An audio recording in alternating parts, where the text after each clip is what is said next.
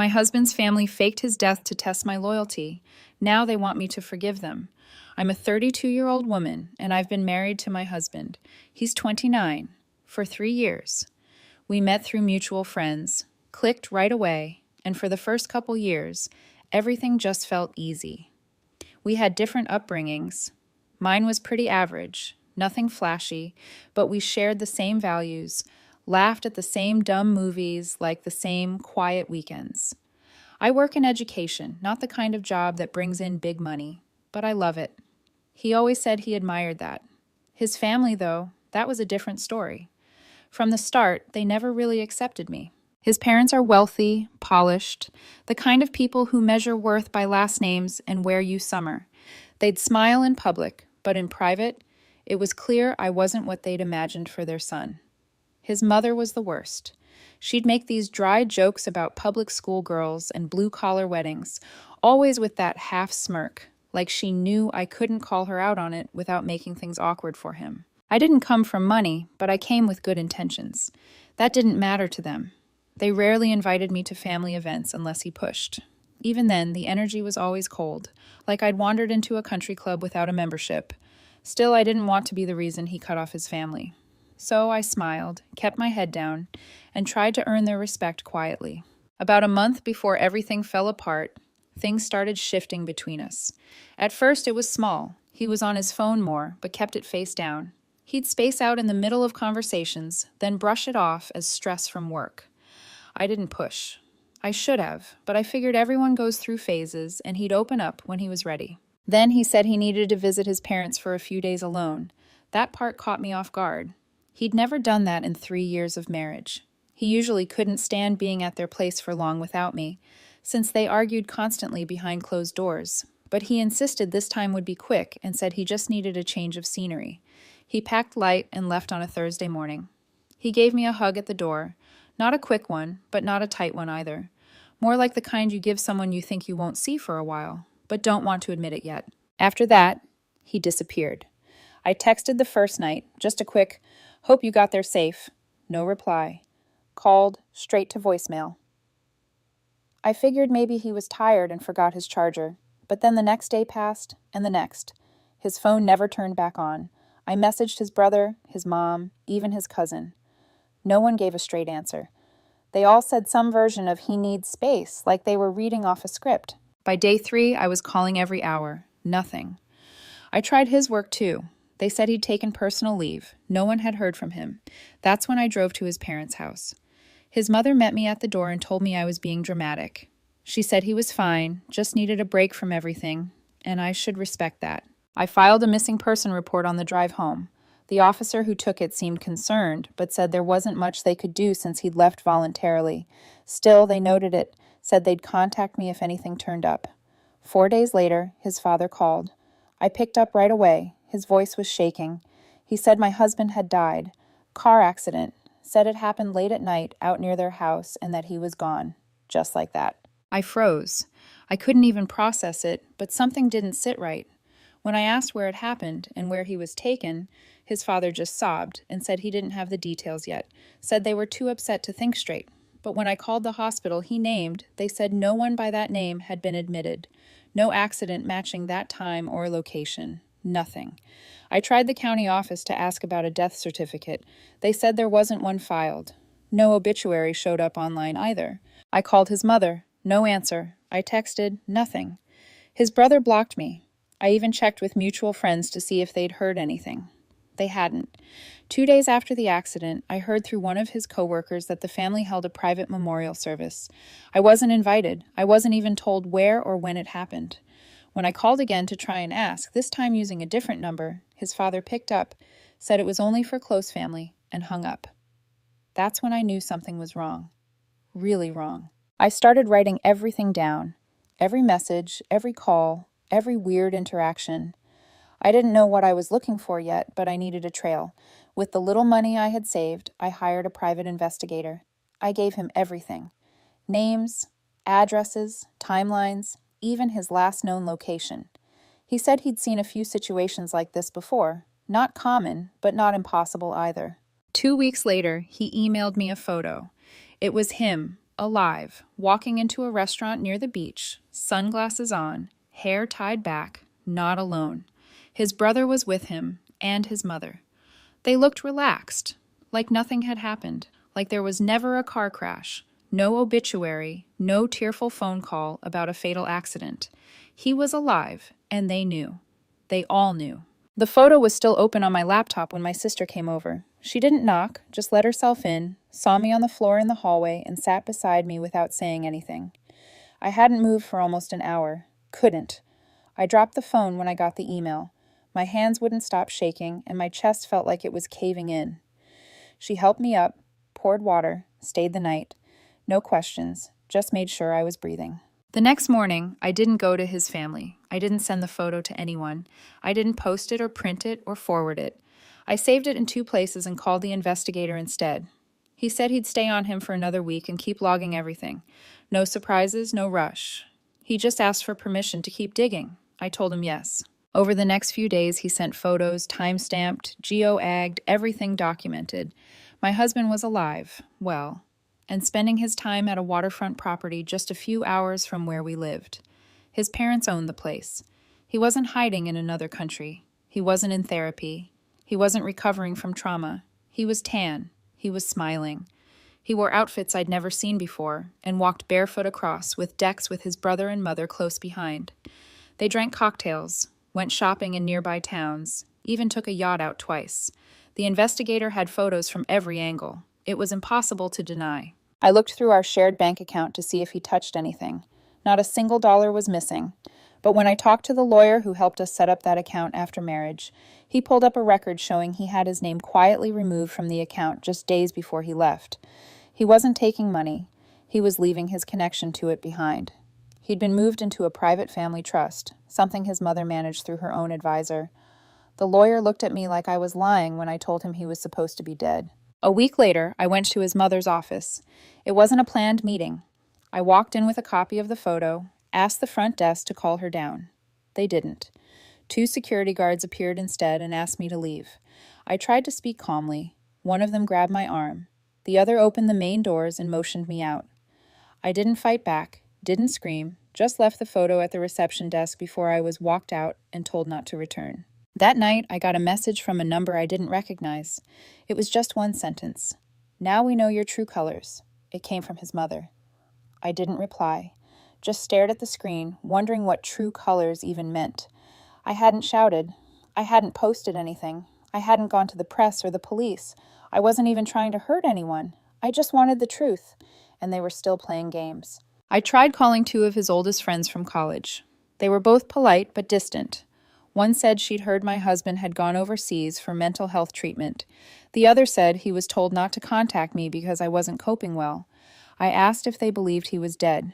Neither gave a clear answer. They just hung up, then blocked my number. That made 3 people who had now cut me off without explanation. The lawyer I spoke to after that listened carefully and wrote everything down. When I explained how he disappeared, how his family declared him dead, how there was no obituary or death certificate, his pen stopped moving. He said it sounded like a combination of emotional abuse and fraud. I asked if it was abandonment. He said it was worse than that. He asked if I still had the photos. I emailed them over. I didn't go back to work. I used up all my leave days and took the rest unpaid. My boss said she understood, but I could tell she didn't know what to make of it. She didn't ask for details, just told me to take care of things and come back when I was ready. The only person I opened up to fully was my therapist. I'd seen her on and off for a year already, just maintenance check-ins. This time was different. She listened, nodded, then told me I was experiencing ambiguous loss. It's what happens when someone is gone, but not dead, or dead, but not gone. She said it was one of the hardest types of grief to process because you don't get closure, you get questions that never get answered. Then finally, a call came through. It was him. His name lit up on my phone like nothing had ever happened. He sounded normal. "Come." No apology, no panic. Just picked up where he left off like we'd spoken yesterday.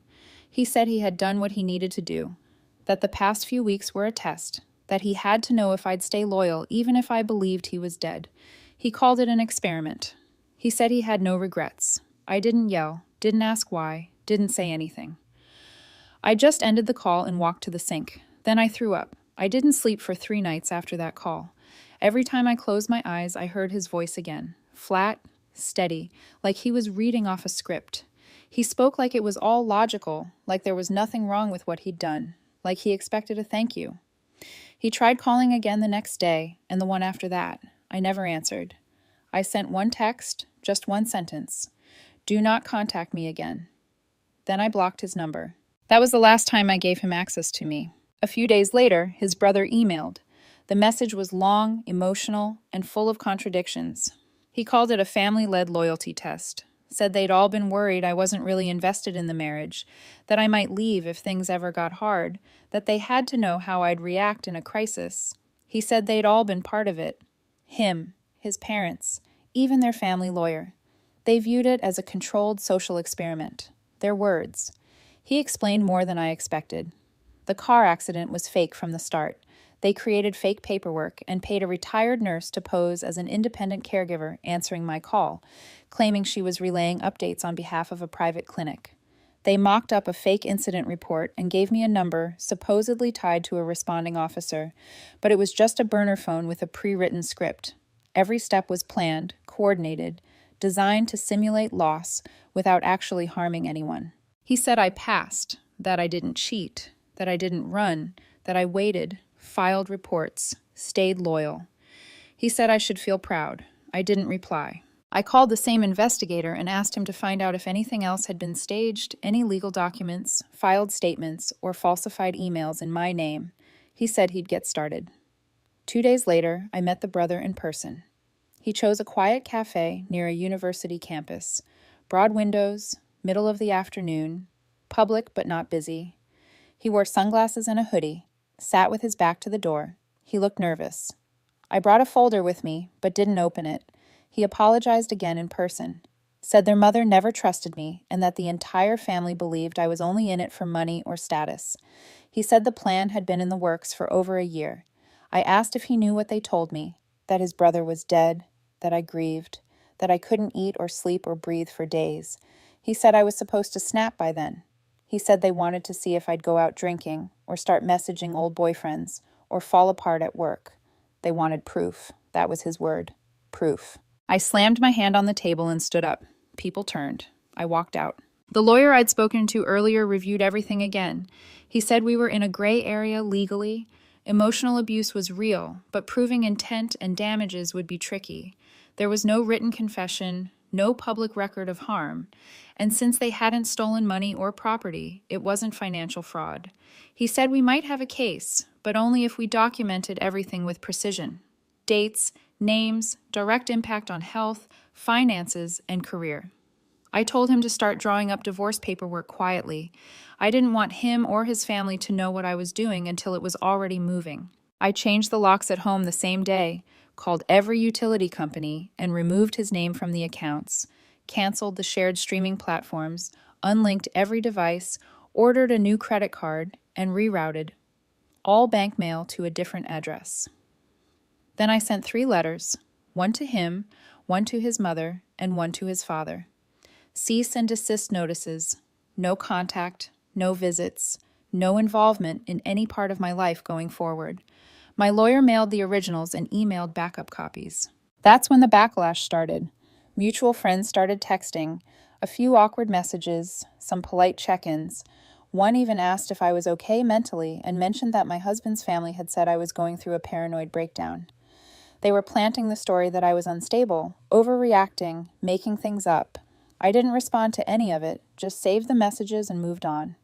One friend, an old roommate, came by in person. She said she didn't know what to believe anymore. She'd heard one thing from them, another from me. I showed her the photos, the private investigator's report, the timeline. She left after 15 minutes and didn't say much, but she texted later to say she'd cut ties with them. At my next therapy appointment, I brought the email from the brother and the recording of our cafe meeting. My therapist listened to all of it. She told me what I was dealing with wasn't just manipulation. It was something called malignant narcissism, where a person or group justifies abuse by painting it as a lesson. She said my husband's family was locked into a groupthink mentality, where they fed each other's beliefs until nothing else mattered. She told me to start documenting everything in writing, every memory, every moment, every document. Not just for therapy, but for legal purposes. The last message I ever got from my husband came that same week. A text from an unknown number. It said, "You would have cheated if I had been gone longer. You're not mad because it was wrong. You're mad because you got caught caring." I didn't reply.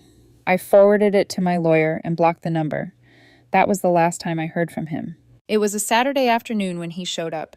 No warning, no text, nothing. I opened the door, expecting a delivery. And there he was, standing like it was any other weekend. Sunglasses on, bouquet in hand, smiling like this was normal. He didn't even wait for an invitation, just lifted the flowers and said something casual, like we were still married, like nothing had happened. I didn't let him in. I stepped into the doorway, blocking it with my body. He didn't move, just said the same thing he did in the text. You passed. That's all that matters. Like it was a game, like he was proud of me. He took off his sunglasses and tilted his head, waiting. I told him to leave. He laughed, said I was always dramatic, said he knew I'd never actually call the police. That's when I reached for my phone. He rolled his eyes but didn't push further. Then he said he was ready to come home, not asked to come back. Ready to. Like the whole thing was a temporary break, a challenge I completed. He pulled out his old apartment key and tried it. The deadbolt didn't budge. I changed the locks 2 weeks earlier. He looked confused at first, then annoyed. Before he could say anything else, I asked him plainly if he was admitting his family planned all of it. Every step. The phone calls, the car accident story, the fake hospital. He nodded. Didn't even hesitate. Said yes, all of it. What he didn't realize was that the security camera above my door had a built-in microphone. The entire exchange, his voice, his tone, the confession, got recorded. My lawyer downloaded the footage the next morning, time-stamped and labeled. He said it was the first piece of real leverage we had. He walked off after that, didn't slam anything, didn't yell, just left like he'd come for groceries and forgot something. But a few hours later, someone else knocked. His mother and his brother stood outside, both dressed like they'd come from church. His mother called through the door, asking to talk like civilized people. I didn't respond. They stood there for almost 10 minutes before leaving. First thing the next morning, I sent the audio recording to my lawyer. He started drafting a formal legal complaint for emotional distress. Said we'd have to build a case over time, but the confession gave us a real starting point. His family emailed 2 days later. They wanted mediation, said they'd hire a neutral third party and sit down like adults to clear the air. I refused, told my lawyer to respond directly. I wasn't interested in their theater, not after everything they'd done. That same week, he emailed about property, said he wanted a few sentimental things from the apartment, a painting from our hallway, a Dutch oven his aunt had gifted us, a set of knives he brought from his college days. I didn't reply. My lawyer did. Told him to send a list through legal channels. Nothing more. I also noticed a few letters missing from the shared mailbox in the lobby. Bank statements, a tax form, even a medical invoice. I had a gut feeling his family still had a spare key. I went to the post office the next morning and had the lock changed. Picked up all mail in person for the next 2 weeks, just in case. Then his father sent a handwritten letter, no envelope, delivered by a private courier in a black suit. The note said the test was necessary to maintain appearances in their social circle. That trust had to be proven, that I should feel honored for having passed. My therapist and I read the letter together. She helped me file it in the timeline. We've been building a document with dates, screenshots, transcripts, letters, anything with proof. She said it was important to keep the facts straight, especially when gaslighting is involved. When lies get repeated, it's easy to forget the truth. A couple we used to double date with stopped replying to my messages. I saw their photos pop up in a group dinner hosted by my husband's brother. I didn't reach out again, just crossed their names off a list I'd been keeping. Not a revenge list, just a record of who stood where. The final step that week came from my lawyer. He issued an official notice. No further contact from my husband or any member of his family unless it came through legal counsel. Any calls, texts, visits, or backdoor messages would be treated as harassment. The notice was mailed and emailed with receipt confirmation attached. It was the first week in over a month where no one knocked, no one called, no one showed up pretending to fix things. The silence felt strange, not peaceful, just different, like the start of something else. A white envelope showed up in my mailbox midweek, thick, heavy, with gold trim and embossed lettering. It wasn't addressed by hand. It had been printed like a wedding invitation. Inside was a folded card titled Reconciliation Dinner. His parents were hosting. A formal RSVP was requested. Daytime, dress code, everything laid out like a celebration. The wording was strange. It didn't mention anything he or his family had done. Instead, it called his re-entry into life a transition phase and asked me to remain gracious about the trauma I was made to endure, like it had just happened to me, like they weren't the ones who caused it. The back of the card had a quote about resilience and love overcoming misunderstandings. Not grief, not betrayal. Misunderstandings. That night, I found the message he sent during the whole fake death act, the one where he said I would have cheated if he'd stayed gone longer. I didn't delete it. I kept it archived. Reading it again reminded me who I was really dealing with. I sent a copy of the invitation to my lawyer. He told me not to respond. No attendance, no contact, just documentation. Every card, every letter, every attempt at outreach, they all counted as evidence. He added the dinner invitation to the file. The next morning, another delivery came, a box, larger, heavier. Inside was our wedding photo album. I hadn't seen it in over a year. Along with it was a handwritten letter from him, folded neatly in blue stationery and labeled A New Beginning. In the letter, he said he hoped I'd look past the method and focus on the love behind the idea. He called it bold, unorthodox, claimed it was the only way to prove what he called emotional permanence. He didn't apologize, just repeated the same excuse. If it had been fake but failed, I would have proven I was unfaithful. He called it a necessary risk. I took the letter and the invitation and burned them in my backyard fire pit. I kept the photo album, didn't open it again, just sealed it in a box and placed it in the closet with the rest of the documents I was keeping. At my next session, my therapist read the letter and looked angrier than I'd ever seen her. She didn't raise her voice, didn't curse, just sat back in her chair and said, "This goes beyond dysfunction. This is sadism, dressed up as tradition."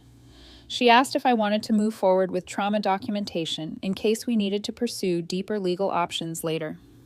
I said yes. She printed out forms to help with memory logs. The same day, on my way out of her office, I saw my husband standing by the far corner of the parking lot. He wasn't hiding. He was standing near my car, arms crossed, red-eyed. As soon as I unlocked the door, he walked toward me, crying, hands out like he expected a hug or a breakdown. I told him he was violating legal boundaries and that I was informing my attorney immediately. He didn't argue, just stared at me for a few seconds, then got in his car and drove off. My lawyer sent him a final warning through official channels that same night. This time, it included a clear ultimatum. Either he signed the divorce paperwork within 30 days, or I would file and move forward without his consent. He would be notified only through legal routes. Any attempt to meet, call, or write again would be treated as harassment. He didn't sign. Instead, he replied with a counteroffer through his lawyer. He would only sign if I agreed to meet him one last time alone. No lawyers, no recording, just the two of us. His lawyer claimed he had important emotional context to give before he could reach closure. I said no. I sent my response through my attorney. This was never about emotional closure. It was always about control. There would be no more personal meetings, no more conversations outside legal boundaries. He had made his choices. That weekend, his brother left a voicemail on a friend's phone and asked them to pass it along. It ended up getting forwarded to me. In it, he called me vindictive, said I was ruining their family's name, said I had made something symbolic and beautiful into something bitter and embarrassing. I sent the voicemail to my lawyer, and he had it transcribed and dated for records. After that, I updated everything. Changed all my passwords again, bought a new security system, installed an outdoor camera facing the front walk, and a smart doorbell with two-way audio and cloud storage. I also called my building's management and requested they deny access to anyone claiming to be my spouse or in-law unless previously approved in writing. Then I went to my lawyer's office and signed the final divorce filing. It was submitted the next day. He didn't find out from me. He found out from court delivery, just like he wanted. No personal contact. Everything legal, everything clean. And still, the silence that followed didn't feel like peace. It just felt like the part where you wait to see what comes next. The email from my lawyer came early Monday morning. His family's legal team had filed a response to the emotional distress claim. Their defense, that the entire sequence of events was a structured relationship test, a form of immersive psychological evaluation. They claimed it was never meant to harm, only to deepen emotional insight. One lawyer even called it immersive relational dynamics, a term that made the judge raise an eyebrow. By midweek, I started hearing the effects in real life.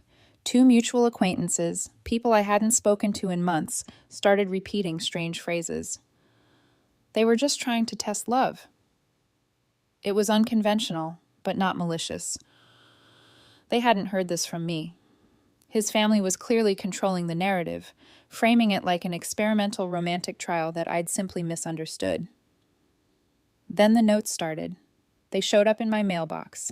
Never signed, always folded neatly, written in blue ink. The first one just said, "You've made your point."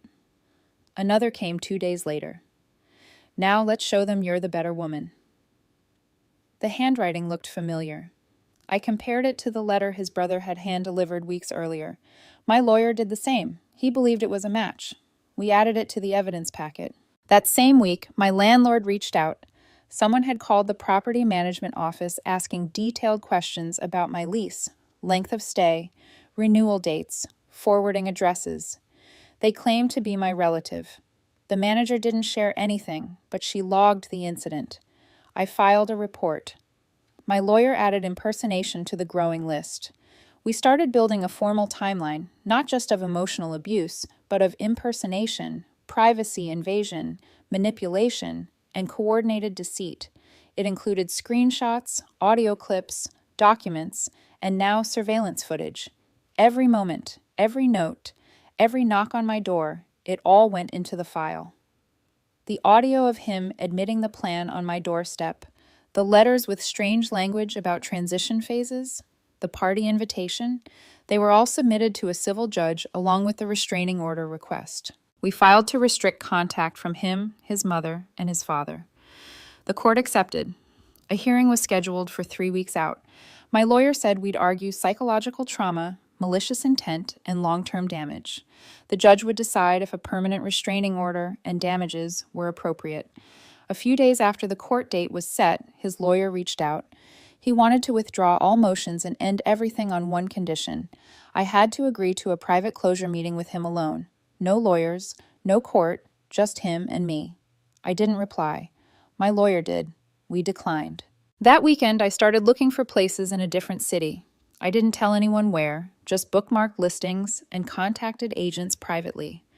Once the case was done, I didn't plan to stay here. Too many reminders, too many people who thought this was some kind of romance. While packing, I found a box I hadn't seen in years, buried under old linens in a storage bin I hadn't opened since before we were married. Inside was a shoebox filled with old notebooks. Not journals, scripts. One had his handwriting on every page. Dialogue, scenarios, outcome trees, flowcharts, titles like "If she threatens to leave," "Response variants," "If she files legal complaint." It read more like a playbook than a journal.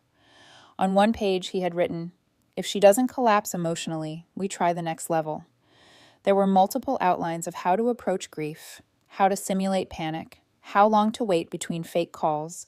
It was all mapped out. Timelines, reactions, probabilities. One note simply said, "Endgame, control, or reinvention." I took the box to therapy. My therapist read through the first 2 notebooks and didn't speak for several minutes. Then she said she might need to testify. She'd already been documenting the trauma progression, but this was something else. Proof of intent. The day before the hearing, his mother tried one last move.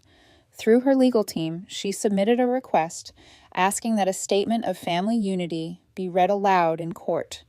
She claimed it was a tradition, a rite of passage, that their family always closed internal disputes with one final reflection. I gave my lawyer the answer: no. No personal statements, no dramatics, no ceremony. They had their chance to speak. Now I get to speak through law. The courthouse was quiet when I arrived. Security check, metal detector, paperwork, routine steps that didn't feel routine at all. I walked into the assigned courtroom and spotted them immediately. His parents were already seated. His mother sat upright with her hands folded, expression unreadable. His father stared straight ahead. Neither of them looked at me. Their lawyer sat beside them, flipping through a thick folder of documents. The hearing began right on time. The judge asked both sides if they were ready. Her team responded first and opened with what they called context testimony. They brought in a licensed psychologist. She introduced herself, then began describing the fake death and banishing act as a structured trust experiment. She claimed the intention was never harm, but growth. She used phrases like controlled exposure to emotional instability and behavioral evaluation under artificial duress. Then came the cross-examination. My lawyer asked one question: who had paid her for her time and report? She said she was contracted through a private consulting firm. When asked which one, she gave the name of a company owned by my husband's mother. The room shifted. The judge raised his head. Her lawyer asked for a recess. It was denied. My lawyer played the audio recording next, the one from the security camera at my door. The moment my husband confirmed in his own voice that the entire death had been planned. No emotion, no hesitation, just a flat-toned admission. The judge asked to hear it again, then once more. After that, we submitted the notebooks. I carried a shoebox to the clerk's desk myself. Inside were the pages he'd written, outlines of scenarios, rehearsed dialogues, diagrams, even timed breakdowns of possible reactions. One document was titled, "If She Doesn't Break." Another, Phase 2 Escalation Options. The judge didn't say anything, just flipped through a few pages, then passed the box to a clerk for scanning. His testimony followed. He walked up in a fitted suit, hair pulled back, and began with a calm, clear statement. He said the entire test was designed from a place of love, that his family had always been protective, that he wanted to be absolutely sure I was the right person to build a legacy with. He described it as calculated but necessary. Midway through his second paragraph, the judge cut in. He asked him plainly, "Do you understand the emotional damage you caused by pretending to be dead?" He blinked, paused, then began talking again. The judge raised his hand and instructed him to stop speaking. His mother stood next. She defended their choices, said their family culture had always included character tests, that no one in their family had ever married without being vetted through adversity. She framed it like a tradition, a rite of passage. The judge leaned forward and called it what it was, a pattern of coercion disguised as legacy building. He said the court was not in the business of protecting family myths that function as emotional manipulation. He granted the restraining order. 6 months, no contact from him or his mother or his father. Any messages would have to go through legal counsel only. Then came the divorce ruling. The judge finalized it immediately. The marriage was dissolved on grounds of emotional entrapment and deception. A clause was added to the judgment. No future contact from him for reconciliation purposes. If he attempted to reach out, it would count as a violation of the order. As the paperwork was being signed, I saw his face shift. He looked toward me for the first time since walking into the room. His jaw tensed. He opened his mouth to speak. His lawyer placed a hand on his arm. He stopped. I left without looking back. It was raining when I stepped outside. Not heavy, just enough to soak your hair and run down the back of your neck. I didn't move at first, just stood in it. It felt real, grounded, quiet. My lawyer met me downstairs, congratulated me in a low voice. He said this was one of the most disturbing cases of psychological manipulation he'd ever handled. He said, "Most people break. Most people cave under the pressure before it ever reaches a courtroom." He told me I did everything right. That night, I filled out one last form. It was the transfer of ownership for our former joint property. I mailed it with delivery confirmation. No ceremony, no delay. It was over legally, emotionally, psychologically. There was nothing left to answer, nothing left to prove. It's been a year. I live in a different state now. New apartment, new job, no ties to anyone connected to him or his family. I never gave a forwarding address. I didn't tell mutual friends where I was going. I packed my car, drove 12 hours, and started over in a city where no one knows my last name. That last part is changing too. The paperwork is filed. I'm legally dropping the name I shared with him, something I kept longer than I should have. Not because I wanted the connection, but because I didn't want to deal with the forms. Now I want the clean break, the full reset. The court case ended months ago. The restraining order held. The divorce terms stuck. His family tried one last time to appeal the restraining order's permanence, but the judge denied it without a hearing. The documents were mailed to my lawyer with a single line, no additional commentary permitted from the involved parties. Therapy has continued, but the tone of the sessions has shifted. A few weeks ago, I told my therapist something I hadn't said out loud before, that for months, even after the court hearing, I still caught myself expecting him to walk back through the door, like it had all been a longer setup, like the twist ending hadn't dropped yet. That feeling is gone now. It stopped sometime around the move.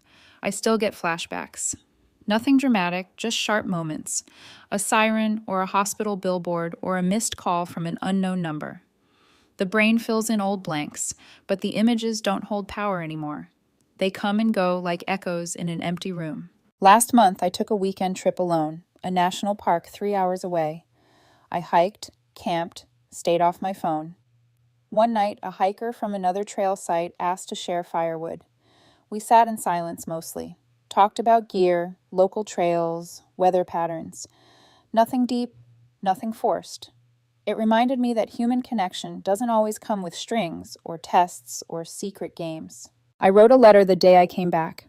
Not to mail, just to write. It said, "You broke something in me, but you also freed me from ever needing your approval again." I folded it in half and placed it in the bottom drawer of my desk. That's where it'll stay. My lawyer reached out again recently. The court finalized a decision on financial restitution. Since a portion of our marital assets had been held under his family's control during the test, the judge ordered partial repayment of legal and therapy costs. A forced liquidation of one of their secondary accounts covered the total. The check cleared 2 weeks ago. The house we shared, what used to be our marital home, is gone now. Sold to a young couple expecting their first child. They sent a thank you note for leaving behind a few appliances. I didn't reply. Watching them take the keys didn't trigger anything. I didn't feel sad or angry or relieved. Just done. I went back to the city once for final paperwork. While walking near the county building, I saw him across the street. He was entering a cafe with someone else. I turned and walked the other direction. No pause, no tension, just movement. I didn't need to know who he was with or why he was there. That part of my life doesn't belong to me anymore. A few days later, his lawyer sent one last letter. Simple message. He hopes you are healing. My lawyer asked if I wanted to respond. I said no. On the 1-year mark, the same day I got the phone call saying he was dead, I went hiking. I reached the peak just before sunset. No one else was around. At the top, I pulled a folded slip of paper from my coat pocket. I wrote one sentence on it. I lived through it. I tucked it into a crack in the bark of an old pine tree. Then I lit a candle I'd brought in my pack. Not for him. For the version of me that had survived long enough to reach this point. I watched the flame for a few minutes, then blew it out and stood up. At the top of that ridge, with the wind in my face and no one around, there was nothing left to figure out. No anger, no fear, no questions waiting to be answered, no test to pass. Just stillness. And for the first time in a long time, stillness was enough.